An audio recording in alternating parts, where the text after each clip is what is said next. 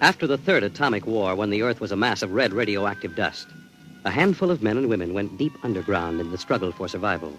A new civilization was built deep underground, a civilization which must keep a ceaseless vigil against the deadly gamma rays which filter down through the Earth. A civilization where the prime consideration is the genetic survival of the race. It is to this civilization in the year of our Lord, 4195, that we take you now.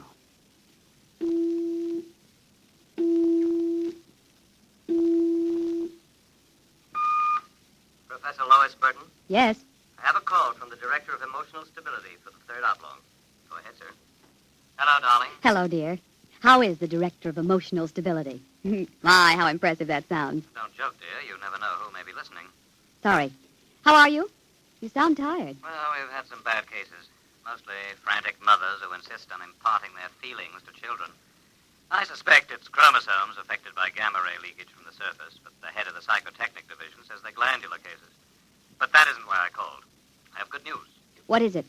The genetic board has approved our application for marriage. So soon? Our chromosomes tested perfect. We can marry any time we want. As a geneticist, you should know that our offspring should be 90 percentile of perfection. I know. What's the matter? You are happy about it, aren't you? Of course. Terribly happy. I'm coming right over to the lab. You'll have to give me some time. What's the trouble? No trouble. You know that genetic survey I've been working on? What about it? Well, I've finally gotten permission to study an actual living case, a specimen of imperfect genetic transmission. Really? They're bringing him, or it, up from the condemned cages on the lower level. You will be careful. There's nothing to be afraid of. The specimen is XJ12. It's been studied before many times and is quite well trained. Oh, there's my door signal. I'll have to hang up, darling. See you later.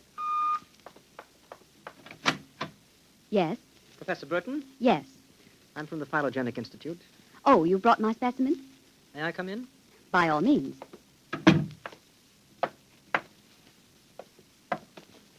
Oh, how... Horrible? It all depends on your viewpoint. I happen to have a twisted leg. My parents were genetically unsound. But then you... Yes, I am specimen XJ12. I see. I hope you aren't shocked. No stable person permits feelings to enter into his work. I will admit to surprise. I was expecting something a little more abnormal. Well, I try to be as abnormal as possible. It pays off. The Phylogenic Institute allows me out of the genetic cages ever so often so I can breathe the pure air of the upper levels and mingle with the genetically perfect. You seem quite well educated. I spent the first years of my life here in the upper levels. How is that possible? As a small child, my mother concealed me from the director of heredity. My mother actually, dreadful word, loved me. That would explain your obviously low threshold of emotional control. If you choose to call it that. You seem to be struggling to repress a few feelings yourself. We will confine ourselves to the impersonal aspects of our work. As you please. I shall require you as a demonstration for a lecture I'm delivering to one of my classes tomorrow. At your service. Sit here, please. Grip these electrodes tightly. I'm going to calibrate your electrochemical tension. I'm quite familiar with the procedure. I realize that as an imperfect, I am expendable, but I should hate to be electrocuted. The charge is not lethal. Plus 15 surface tension. You know, you have beautiful hair. Plus 12 at a depth of 4 centimeters. My hair meets minimal requirements for the genetic code. And lovely blue eyes. Crystal clear. Plus 10 at 7 centimeters. Pretty. A perfect woman. Lovely expressive hands. And a heart of stone. Like all the rest of you perfect survival types. Shut up. Oh, could it be you do have feelings? I seem to sense an air of emotional tension. It's nothing, dear. This is the specimen. You, specimen. Tell this dolt who I am, Lois. This is the Director of Emotional Stability for the Third Oblong. You will address him as Mr. Director. Mr. Director. This creature seems quite impertinent. He's only a specimen, darling. Well, use him and ship him back to the cages. He's probably radioactive.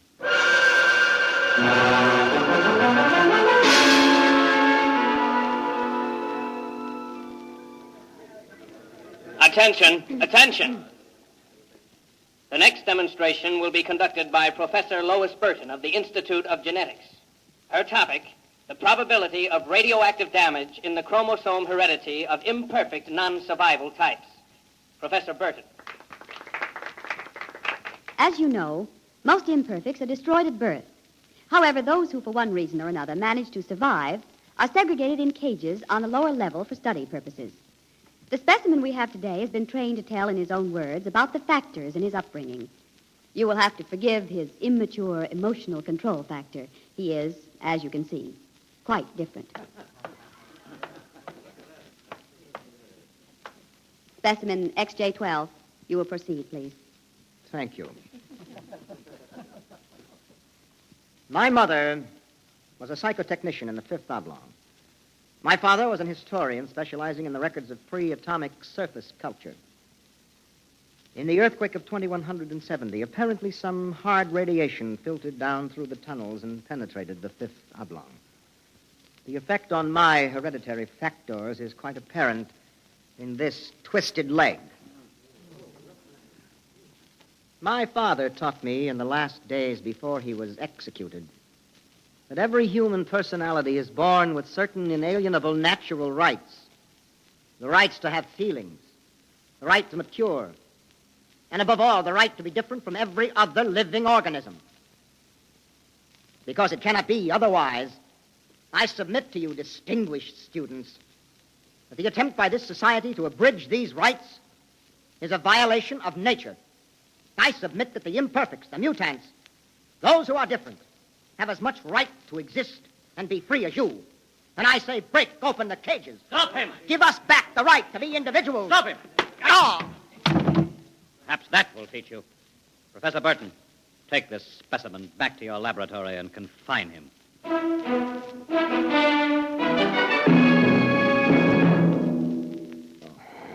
Hold still while I bandage your head. Oh. You'll be all right. I suppose you detest me for getting you into trouble. I don't detest you. What? I don't know why, but as you spoke, something began to stir in me. Tell me what you feel. If I moved you, then I must have moved the others, some of them at least. For some reason, I took pride in what you were doing, seeing you stand up against them. Why do you look at me like that? I can't help it. I wish you wouldn't. You're only an imperfect, you know. Please. My name is Orrin. Please. Say it. Orrin. Orrin. Again. Orrin. Lois. Orrin. Lois. Lois. How touching. Walter. I've been listening for some time. Walter, how could you? In my capacity as Director of Emotional Stability, it is my duty. What are you going to do? Specimen XJ12 will be disposed of quite systematically by the state. For the good of the state, for the good of the genetic code, and in the name of emotional stability.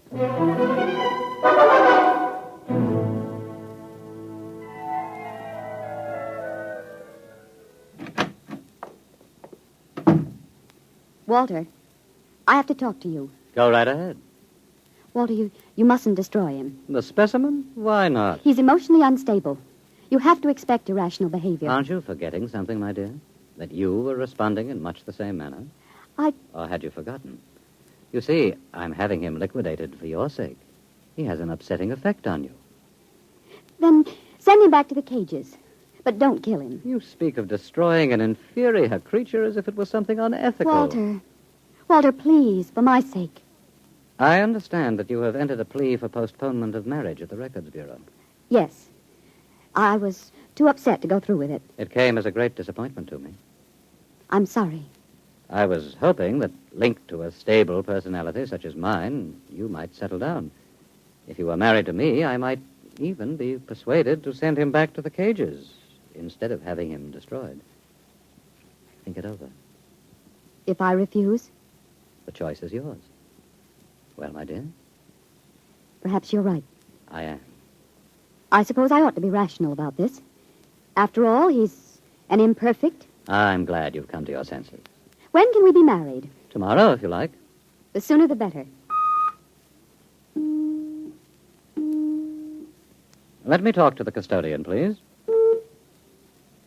Hello? This is the Director of Emotional Stability for the Third Oblong. I would like you to cancel the execution of specimen XJ-12.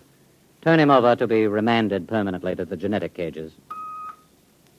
You'd better go. I'll pick you up in, say, an hour, and we'll make plans. All right? Yes.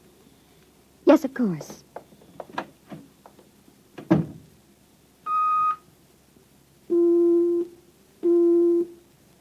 Hello. This is the Director of Emotional Stability again. I want you to cancel that last order. Proceed with the execution, but under conditions of absolute secrecy. No, don't use the lethal chamber. Take him through the upper level to the tunnels. Yes. Yes, I'll issue a pass for the radiation checkpoint.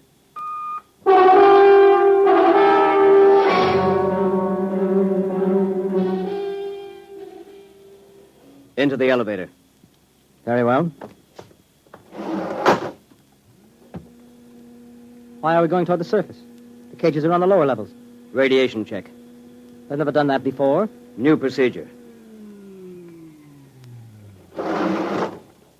Walk. Halt. You can't go beyond this point. There is radioactivity in the tunnels. I have a pass from the Director of Emotional Stability for the Third Oblong. Special mission. I'll open the airlock. March inside.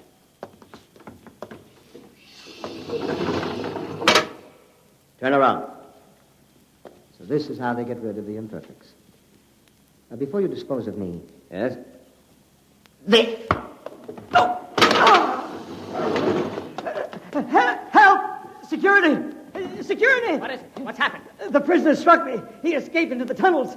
He won't last long. Can you go after him? I could send a robot, but it isn't worth the trouble. There's no way back from the tunnels except through here. The only other direction he can go is toward the surface. And the closer he gets, the hotter the radiation. Now, I think you can consider your prisoner officially dead.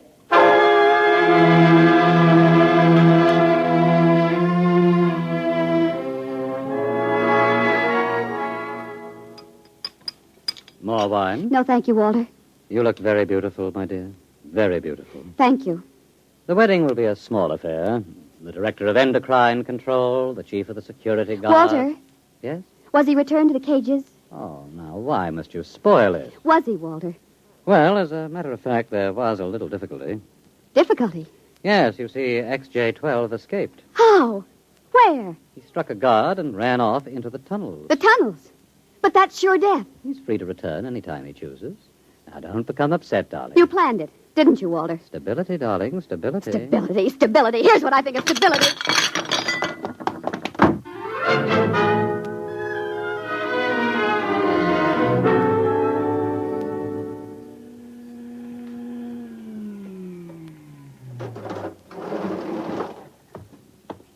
Halt! State your business. I'm Professor Burton of the Genetic Institute. You can't go into the tunnels, Professor. You'll have to let me by. I'm the fiancée of the Director of Emotional Stability. Oh, I suppose you're after the one who escaped? Yes, He's quite dangerous, I understand. I'm well armed. Wouldn't it be better to send a robot? I'm quite capable of handling him. He was my subject.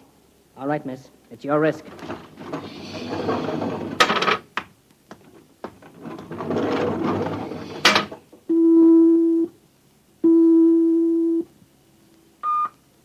Checkpoint. This is the Director of Emotional Stability.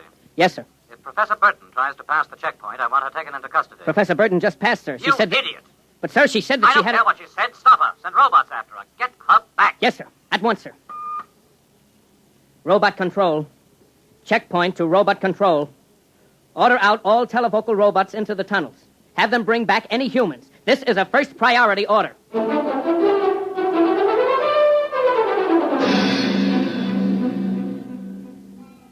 Oren! Oren! Oren! Oren! Oren! Oren! Oren, where are you? Oren! Hello? Oren! It's Lois! This way. Behind the rock. Over here. Oh, darling, darling. Lois. Lois, why did you come here? It's suicide. I had to. Oh, darling, are you all right? So far. You've got to turn back. Give yourself up. They'll kill You me. can't stay here. The radiation is +4 at this point. It gets worse as you approach the surface. Lois, darling, go back. What will you do? I'm going ahead. But you can't. I can. I'm going to the surface. It's certain death. Not even the robots can survive it. Well, at least I'll be the first human in 1,100 years to see what the surface of the Earth looks like. Come back with me. No, Lois. Then I'm going with you. Lois. Don't try to stop me, darling. There's nothing to go back to now. Nothing but Walter and emotional stability. You really want to come with me? Yes. You know what it means. I don't care. My mother used to believe there was a life after death. A place called heaven. We'll believe it, too. Oh, no, Lois, I can't let you go. Oren, I love you. See, I know how to say it now. Say it again. Oren, I love you. What is that? It sounds like... Oren, it's a robot patrol. They're looking for us. All right, come on. This way.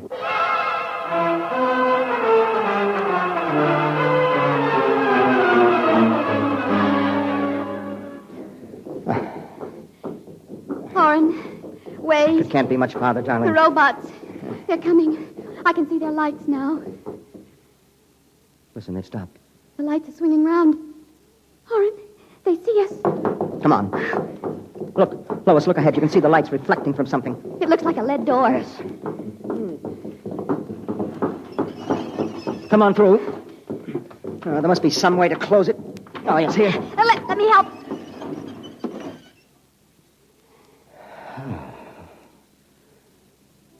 Well, they won't get through that. It's solid lead.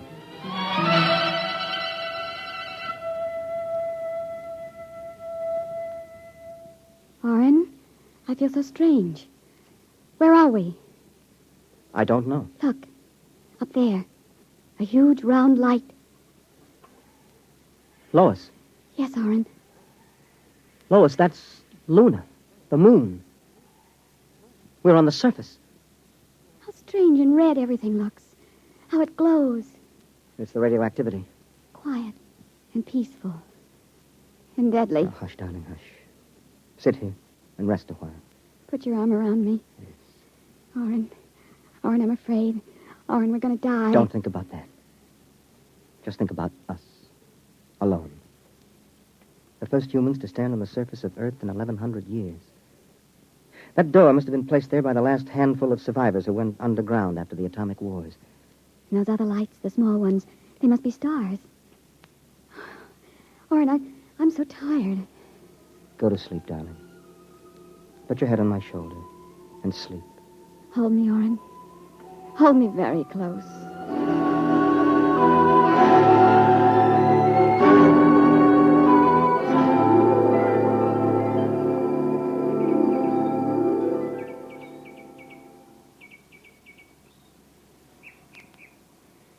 Oren. Hmm? Oren, wake up. Hmm? What? Look, it's light. The whole universe is light. Oh, Oren, how beautiful. Look. This must be the heaven my mother talked about. See the plants? All green and fresh. And the birds. How strange they look. Lois, this isn't heaven. But we must be dead, Oren. We should be dead. The radiation. By all the laws of nature, yes. By and yet... all the laws of nature. Oren. Oren, we're not dead. This is Earth. And we're alive. We're not going to die. But, Lois, the radiation, it's present. You can see its effects. Oren, did you ever hear of geotropism? I'm not a geneticist. There is a natural law of adaptation by which an organism will try to adjust itself to its environment by changing. It's called geotropism, don't you see? No. All these generations we've been bombarded by radiation filtering down through the Earth. Each successive generation must have inherited some degree of immunity. But... Oren, it can't hurt us. Don't you see? We're immune. We're probably the first generation to inherit sufficient immunity. But, darling, if that's true, then we can transmit that immunity. We can pass it along to our children. And they to their children. Come on. We'll have to find food and water. The practical wife. Wait a minute. What are you doing with that rock? I want to scratch something on the outside of this lead door. Lois and Oren. 4195 A.D. Hello, tomorrow.